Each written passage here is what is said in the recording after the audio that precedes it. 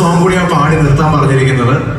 അപ്പൊ ഞങ്ങളിങ്ങനെ പ്ലാൻ ചെയ്യുന്നത് ഏത് പാട്ടില് ഈ ഓമനത്തിങ്കൾ എന്ന് പറഞ്ഞ പ്രോഗ്രാം വൈൻഡപ്പ് ചെയ്യണമെന്നുള്ള ഒരു ഡിസ്കഷനായിരുന്നു. അപ്പം എൻ്റെ അടുത്ത് പറഞ്ഞു, ഞാൻ ആദ്യം ഒരു വേദിയിൽ പാടുന്ന പാട്ടാണ് മഞ്ഞക്കിളിയുടെ.